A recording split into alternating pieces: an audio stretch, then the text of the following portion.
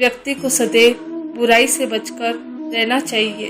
अगर कोई बुरा कर्म करता है तो वह कर्म उसको अपने जीवन में भोगना ही पड़ता है। जिस प्रकार बछिया झुंड में भी अपनी माँ को ढूंढ लेती है, वैसे ही कर्म का फल आपको हजारों की भीड़ में भी ढूंढ लेगा। श्री कृष्ण जगत के स्वामी हैं, वह कण कण में निवास करते हैं। छोटे से छोटे जीव के हृदय में ईश्वर का वास होता है।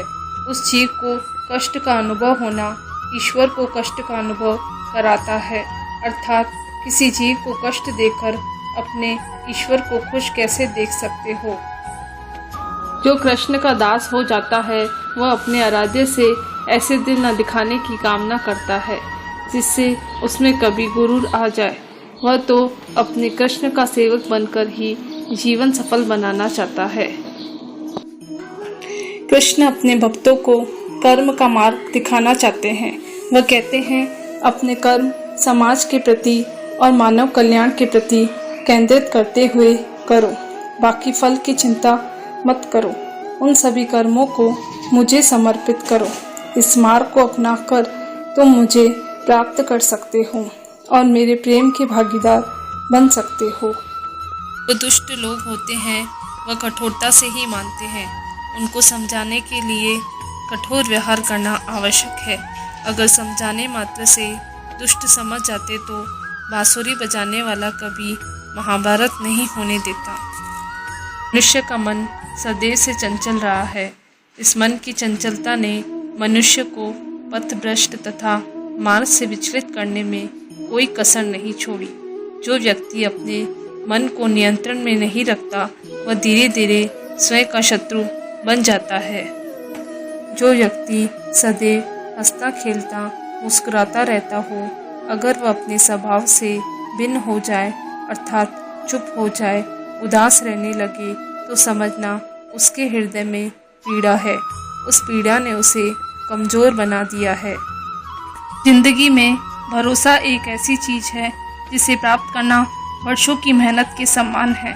फिर भी यह प्राप्त हो या नहीं यह भाग्य पर निर्भर करता है, किंतु भरोसे को तोड़कर पुनः प्राप्त करना यह संभव नहीं है।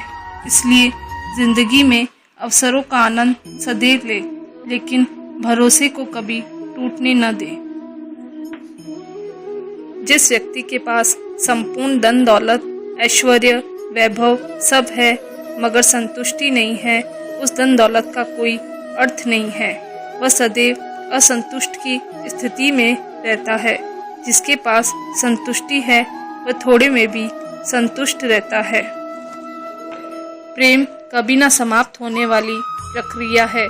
जिस व्यक्ति को प्रेम हो जाता है वह जीवन और जीवन के बाद भी प्रेम के वशीभूत रहता है। प्रेम को प्राप्त करने के लिए त्याग, तपस्या और योग का सहारा लेना पड़ता है।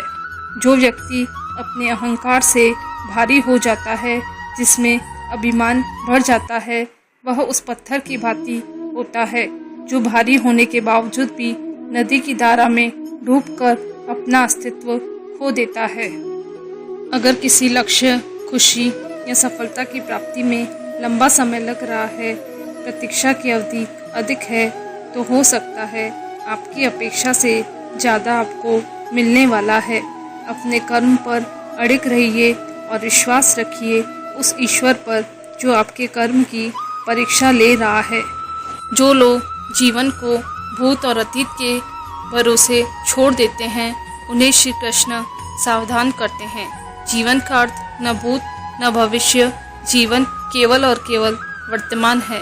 इसलिए वर्तमान में अपने जीवन को आनंद पूर्वक जिए, निस्वार्थ कर्म को अपने जीवन में अपनाएं। जो विधाता के लेख में होता है उसी का फल हमें मिलता है। विधि के विधान को स्वयं ईश्वर भी नहीं टाल सकते। जिस प्रकार राधा से कृष्ण निश्चल भाव से प्रेम करते थे, मीरा कृष्ण को पति मानती थी, मगर विधि के विधान में रुक्मणी के साथ लिखा था। क्रोध व्यक्ति का सबसे बड़ा शत्रु है। क्रोध के जन्म लेते ही व्यक्ति अपना विवेक खो देता है। विवेक के खो जाने पर व्यक्ति अपने पतन के मार्ग में उन्मुख हो जाता है। क्रोध की अवस्था से सदैव बचना चाहिए।